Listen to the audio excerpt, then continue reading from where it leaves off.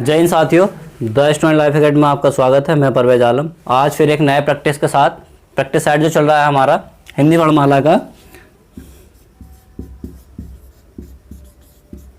हिंदी वर्णमाला का हम प्रैक्टिस सेट कर रहे हैं। इसमें अभी तक हमने दो प्रैक्टिस सेट किए हैं। पहले प्रैक्टिस सेट में हमने 30 क्वेश्चन कंप्लीट कर लिए हैं। दूसरा प्रैक्टिस सेट में हमने उसमें भी 30 क्वेश्चन कंप्लीट किए हैं। टोटल अभी तक हमारे 60 क्वेश्चन कंप्लीट हो गए। आज भी हमारा एक नया प्रैक्टिस सेट है और उसमें भी कितने क्वेश्चन होंगे, उसमें भी हमारे 30 क्वेश्चन होंगे। लेकिन हम किस चीज़ को लेकर कर रहे हैं प्रैक्टिस सेट? हम अभी तक वर्णमाला को लेकर ही कर रहे हैं प्रैक्टिस सेट। ये हमारा जो है वर्णमाला का ही प्रैक्टिस सेट चल रहा है। इसमें अभी तक हम 60 क्वेश्चन कंप्लीट कर चुके हैं। दो प्रैक्टिस सेट बन चुके हैं 30 क्वेश्चन के। आज भी एक नया प्रैक्टिस सेट है जो कि वो भी वर्णमाला को और व्यंजन और स्वरों को लेकर है। तो आज हमारा प्रैक्टिस सेट है वो भी जैसे हम पहले करते हैं वर्णमाला को लेकर प्रैक्टिस सेट। मैं इस तरीके से यहाँ पर एक क्वेश्चन को बोलूँगा और उसके विकल्प बोलूँगा। आपको साइड पर हमारी जो स्क्रीन होगी वहाँ पर आपको एक क्वेश्चन दिख जाएगा। तो पहला क्वेश्चन ये रहा आज का, जो 61वां क्वेश्चन है, क्योंकि 60 हम कंप्लीट कर चुके हैं। आज 61वां क्वेश्चन है पहला कि तय प्लस रह, त्रे मतलब तय प्लस रह के मेल से कौन सा वर्ण बनता है? तय प्लस रह के मेल से कौन सा शब्द वर्ण बनता है? तो ये आपको पता ही है कि तय प्लस, ये वाला तय प्लस रह, इसके मेल से क्या बनेगा? तय त्रिशूल वाला बनेगा। तो इसका राइट आंसर क्या हो जाएगा? विकल्प में का आधार पर ए हो जाएगा। 61 का ए हो जाएगा। इसके बाद 62वां क्वेश्चन ये रहा आपकी स्क्रीन पर। किस शब्द में द्वित व्यंजन का प्रयोग नहीं हुआ है? द्वित व्यंजन का मतलब ये होता है कि यहाँ पर हमने लिखा दिल्ली। जब हमने दिल्ली लिखा तो यहाँ देखना आप, ये पूरा वर्ण है और ये आधा वर्ण है। तो यहाँ पर पूछा गया है कि जब ये दो व्यंजन एक साथ ना हो, दो व्यंजन एक साथ ना हो, मतलब एक आधा और एक पूरा, तो इसे कहते हैं द्वित व्यंजन। तो इस क्वेश्चन में पूछा गया है कि किस शब्द में द्वित व्यंजन का प्रयोग नहीं हुआ है? तो यहाँ पर सबसे पहला आपका जो ऑप्शन है पक्का, बच्चा और 80, तो इन तीनों में क्या करा गया है? ये द्वित व्यंजन का प्रयोग किया गया है, क्योंकि आधा है कि राजा, जो इसका डी है वो इसमें राजा में किसी भी द्वित व्यंजन का प्रयोग नहीं किया गया। तो इसका आंसर जो हो जाएगा डी हो जाएगा। अब आगे 63वां क्वेश्चन। प्रत्येक व्यंजन के वर्ग में वर्णों की संख्या होती है। तो वहां पर पूछा जा रहा है प्रत्येक व्यंजन वर्ग में वर्णों की संख्या होती है। वर्ग की बात चल रही है, जहां पर हम इस तरीके से स्टार्ट करते हैं क, ख, ग, घ और अण। तो इस तरीके से हम इन्हें स्टार्ट कर दे। तो यहाँ पर देखा 1 2 3 4 5, तो ऐसे च वर्ग हो जाएगा, ऐसे ट वर्ग हो जाएगा। तो यहाँ पर क्या पूछा जा रहा है कि प्रत्येक वर्ग में, तो यहाँ पर क वर्ग हो गया और क वर्ग में कितने वर्ण आते हैं हमारे? टोटल जो आते हैं 5 आते हैं। तो 5 किस ऑप्शन में है? आप देख लीजिए सी में इसका 5 ऑप्शन है। इसके बाद 64वां क्वेश्चन यहाँ पर पूछा गया अनुनासिक का संकेत चिन्ह है। यहाँ अनुनासिक मतलब नाक और मुंह दोनों से बोलने वालों को क्या कहते हैं? हम अनुनासिक कहते हैं। तो इसके चिन्ह के बारे में बताना है, चिन्ह कौन से में है। तो यहाँ बताइए, 4 ऑप्शन दे रखे हैं आपको, इसमें से बताइए। तो अनुनासिक का मतलब होता है ये वाला चिन्ह, अनुनासिक का मतलब होता है ये चिन्ह। तो ये चिन्ह कहाँ पूछा गया आपसे? इस ऑप्शन में डी है। ठीक है, 64 का डी हो जाएगा अनुनासिक, उसी में पूछा गया है। इसके बाद 65वां किस शब्द में द्वित व्यंजन है? अब यहाँ पर पहले वाला जो क्वेश्चन था उसमें पूछा गया था कि द्वित व्यंजन नहीं है। इसमें पूछा गया है कि इसमें द्वित व्यंजन कौन सा को? यहाँ पर सबसे पहले में दे रखा, पहला ऑप्शन जो दे रखा आपको उत्साह दे रखा है। उत्साह में द्वित व्यंजन नहीं है। इसके बाद पानी में भी द्वित व्यंजन नहीं है। तीसरे में दे रखा है बिजली में भी नहीं है। लेकिन दिल्ली में द्वित व्यंजन दे रखा है। क्यों दे रखा है? क्योंकि मैंने अभी आपको बताया था कि ल ये पूरा वर्ण होना चाहिए और ये आधा वर्ण होना चाहिए। जब दो वर्णों को एक साथ जब लिखा जाता है, एक आधा और एक पूरा, तो उसे कहते हैं हम द्वित व्यंजन कहते हैं। तो दिल्ली में द्वित व्यंजन है और ये किसमें ऑप्शन है? ये डी में आपका राइट आंसर है। इसके बाद 66वां क्वेश्चन आपकी स्क्रीन पर ये रहा। स्पर्श व्यंजन वर्ग का दूसरा नाम क्या है? तो यहाँ पर पूछा जा रहा है स्पर्श व्यंजन का जो दूसरा नाम पूछा जा रहा है वो आपको बताना है। तो यहाँ पर दे रखा है अर्धस्वर, दूसरा दे रखा है संयुक्त व्यंजन वर्ण, तीसरा दे रखा है वर्गीय व्यंजन वर्ण, इसके बाद दे रखा है अंतस्थ व्यंजन वर्ण। तो यहाँ पर 4 ऑप्शन दे रखे हैं और 4 ऑप्शन में से आपको एक बताना है। तो यहाँ पर सी इसका राइट आंसर हो जाएगा 66 का, क्योंकि 66 में बताया जा रहा है कि स्पर्श व्यंजन और वर्ग व्यंजन भी कहते हैं, क्योंकि ये वर्ग के आधार पर क्यों वर्ग व्यंजन कहा जा रहा है, क्योंकि कै वर्ग हो गया, ये चै वर्ग हो गया, ये टै वर्ग हो गया, इस तरीके से वर्ग के आधार पर भी कहते हैं और स्पर्श व्यंजन भी तो कहते हैं। तो इसलिए इसका आंसर सी हो जाएगा, 66 का सी हो जाएगा। 67वें क्वेश्चन के लिए सॉरी, क्योंकि यहाँ पर हमारे टेक्निकल टीम की वजह से इस क्वेश्चन की प्रॉब्लम हो गई थी, टाइप्स इस क्वेश्चन में प्रॉब्लम हो गई थी, इसलिए इसको नहीं बता पाएंगे हम। इसके बाद 68वां, ठीक है, 68वां क्वेश्चन ये रहा आपकी स्क्रीन पर। ये पूछा जा रहा है श्रेमिक वाला ये वर्ण बनता है, तो ये वाला जो श्रेय है ये वर्ण बनता है, इसके बारे में बताना है। तो ये वर्ण किस किस के वर्ण से बनता है, किसके वर्ण के मेल से बनता है, यहाँ पर 68वें का आपको बताना है। तो यहाँ पर देखना आपको ये से प्लस र, तो इस वर्ण के मेल से बनता है क्या, ये वाला वर्ण बनता है। तो इसी के बारे में पूछा गया है। तो ये वाला वर्ण का जो आंसर हो जाएगा आपका 68 का ए हो जाएगा, 68 का ए हो जाएगा। इसके बाद ये वाला क्वेश्चन ये रहा, ये रेलेव व्यंजन को कहते हैं, ये रेलेव व्यंजन को कहते हैं, आप सभी जानते हैं। इसका आंसर जो हो जाएगा स्पर्श व्यंजन है और अंतस्थ व्यंजन है, उसमें व्यंजन है, इनमें से कोई नहीं। तो यहाँ आपको बताना है कि इनमें से कौन सा राइट आंसर है।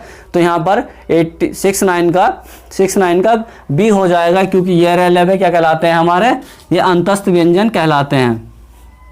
क्या था इसका राइट आंसर, बी सही है इसका राइट आंसर। अब के बाद 70वां क्वेश्चन ये रहा, निम्नलिखित में से ओष्ठ ध्वनि है। तो निम्नलिखित में से ओष्ठ ध्वनि के बारे में बताना कि जिन वर्णों का उच्चारण हम अपने होठ से करते हैं उसके बारे में बताना है। तो 70वें का आंसर जो है आप बताइए कि ल है, र है, स है, फ है। तो 70वें का जो राइट आंसर हो जाएगा ये पै वर्ग जो है, पै फ ये पै वर्ग जो है ये कैसे बोलता है, ओष्ठ से बोलता है, मतलब होठों से बोलता है।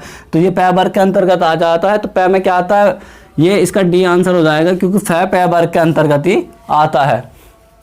इसके बाद 71वां क्वेश्चन ये आपकी स्क्रीन पर ये रहा, निम्नलिखित में से कौन सा वर्ण घोष है। तो निम्नलिखित में से कौन सा वर्ण घोष है, इसके बारे में आपको बताना है। 71वें का आंसर क्या है बताइए जल्दी से। पहले में दे रखा है पै, दूसरे में दे रखा है टै, तीसरे में दे रखा है द और चौथे में दे रखा है फ।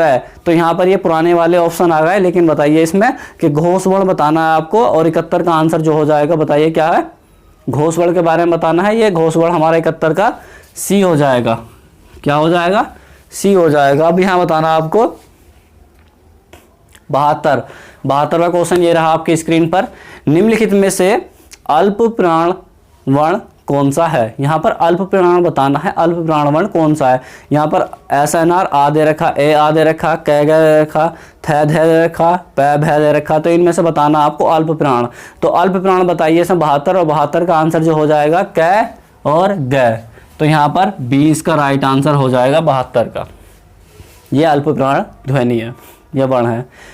अब इसके बाद 73वां ये रहा आपके स्क्रीन पर, निम्नलिखित में से कौन सा घोष वर्ण है। तो यहाँ पर फिर घोष वर्ण के बारे में पूछ लेगा 73 में भी। तो यहाँ पर लाना आपको घोष वर्ण। तो 73 का जो राइट आंसर हो जाएगा वो हो जाएगा सी। क्यों, क्योंकि यहाँ पर ये घोष वर्ण है मैं। इसके बाद 74वां ये रहा आपकी स्क्रीन पर, निम्नलिखित में से कौन सा वर्ण व्यंजन नहीं है। तो यहाँ पर व्यंजन के बारे में पूछा जा रहा है कि इसमें व्यंजन कौन सा नहीं है। ठीक है, तो यहाँ पर सभी व्यंजन है, ख भी व्यंजन है, र भी व्यंजन है और यह भी व्यंजन है, लेकिन ऊ क्या है, ये व्यंजन नहीं स्वर है। तो यहाँ पर इसका 74 का आंसर जो हो जाएगा ए हो जाएगा। 74 का आंसर ए हो जाएगा। 75वां ये रहा आपकी 75वां क्वेश्चन ये रहा आपकी स्क्रीन पर, निम्नलिखित में से कौन सी ध्वनि ओष्ठ ध्वनि नहीं है। तो यहाँ पर बताना है कि ओष्ठ जो ओष्ठ होठों से बोलती है ध्वनि, उसके बारे में बताना है कि वो नहीं है। तो पै फ भ, तो ये बताना इस तरीके से। तो यहाँ पर जिसका आंसर हो जाएगा 75 का क्या हो जाएगा, 75 का डी हो जाएगा, क्योंकि तय जो है वो किससे बोलती है, दंत से बोलती है। तो यहाँ पर इसका 75 का डी हो जाएगा। इसके बाद 76वां क्वेश्चन ये रहा आपकी स्क्रीन पर, हिंदी भाषा में मूलतः वर्णों की संख्या कितनी मानी गई है। तो यहाँ पर वर्णों की संख्या पूछी गई है हिंदी वर्णमाला में, तो उसी के आधार पर बताना है। यहाँ पर एक ही राइट आंसर हो जाएगा आपका इसका हो जाएगा सी, क्योंकि 52 यहाँ पर संख्या मानी गई है। इसके बाद 77वां क्वेश्चन ये रहा आपकी स्क्रीन पर, निम्नलिखित में से अघोष वर्ण कौन सा है। यहाँ अघोष वर्ण के बारे में बताना आपको, अघोष वर्ण कौन सा है। तो 77 और 77 का जल्दी आप आंसर दीजिए। 77 77 का अघोष वर्ण बताना है और 77 का जो राइट आंसर हो जाएगा ब है, ज है, स।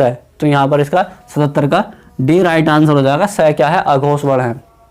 78 ये रहा आपके स्क्रीन पर। ये घ का उच्चारण स्थान कौन सा है? तो घ घर वाला बताना है आपको कि घ का उच्चारण स्थान बताना है। तो बताइए उच्चारण स्थान कौन सा है? यहाँ पर मूर्धन्य है, कंठ है, ये तालु है, दंत है। तो यहाँ पर आपको पता ही है कि 78 का जो हो जाएगा वो बी हो जाएगा, क्योंकि क्या वर्ग जो है वो किसके अंतर्गत है? कंठ के अंतर्गत। तो कंठ किस में दे रखा है? बी में दे रखा है।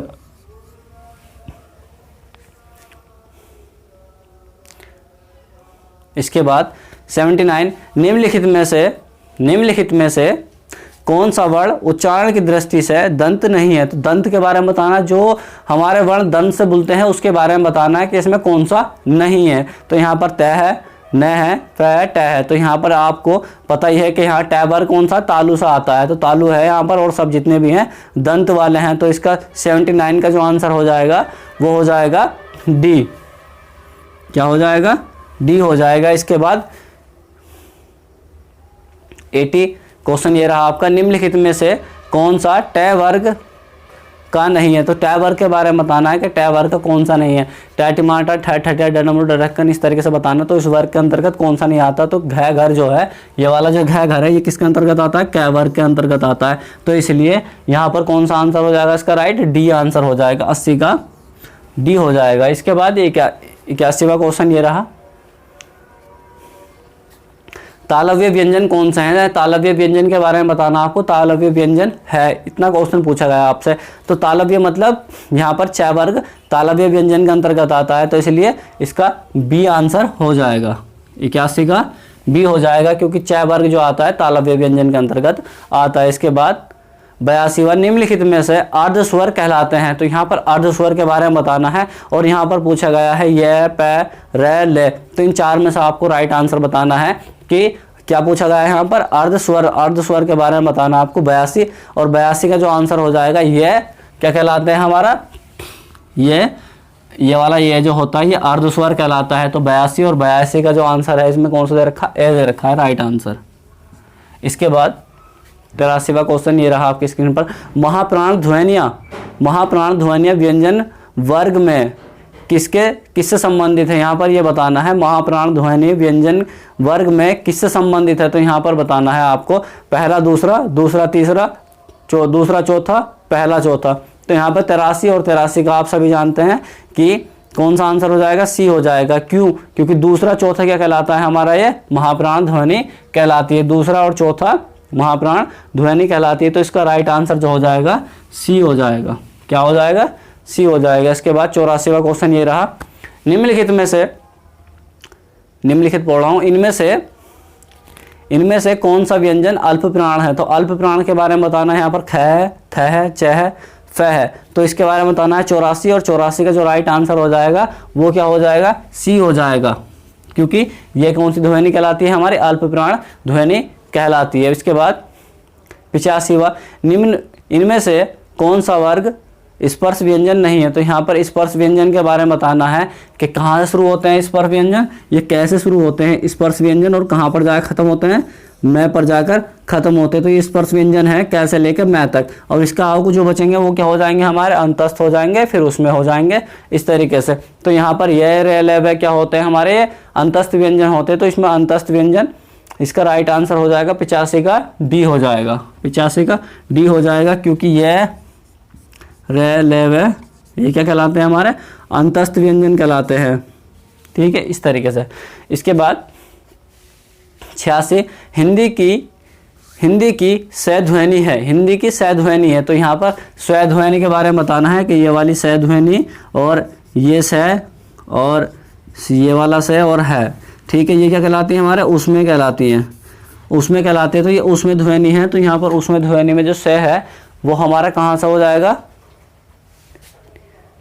यहाँ पर इसमें उसमें ध्वनि के बारे में तो कुछ बता रखा नहीं है, ऑप्शन दे रखा है ना है, मूर्धन्य, तालव्य, दंत, कंठ। तो यहाँ पर आपको बताना है कि सध्वनि जो है हमारे 86 और 86 का जो राइट आंसर हो जाएगा वो बी हो जाएगा। 86 का जो आंसर हो जाएगा बी, क्योंकि तालव्य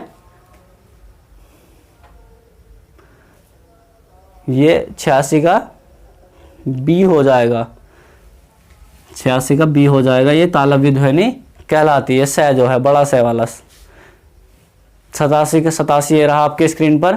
कौन सा वर्ण औष्ठ्य नहीं है, तो औष्ठ्य के बारे में बताना है कि कौन सा वर्ण औष्ठ्य नहीं है। यहाँ पर दे रखा मैं, ब, बड़ा ऊ और आ दे रखा है। तो बताइए 87 में कौन सा आपको बताना औष्ठ ध्वनि नहीं है। तो 87 का जो राइट आंसर हो जाएगा आ जो है हमारी औष्ठ ध्वनि नहीं है। तो 87 का डी राइट आंसर हो जाएगा, 87 का डी राइट आंसर हो जाएगा। इसके बाद 88वां ये रहा कि अल्प प्राण ध्वनि का समूह कौन सा है। अल्प प्राण के बारे में बताना है आपको कि अल्प प्राण ध्वनि कौन सी है। यहाँ पर 88 का, तो 88 का जो है च वर्ग, च, ज, ण, ये कौन सा है 88, और इसका राइट आंसर जो हो जाएगा बी हो जाएगा। इसके बाद 89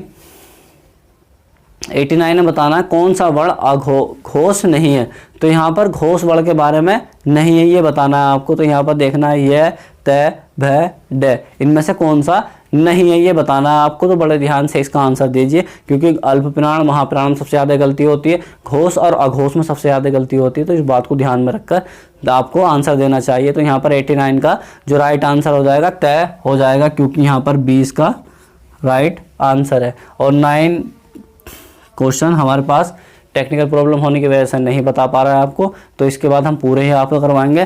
तो 91 हो जाएगा, या 90 मान सकते हो आप, कोई दिक्कत नहीं है। निम्न में से महाप्राण वर्ग है, तो महाप्राण वर्ग बताना आपको कौन सा है इनमें से।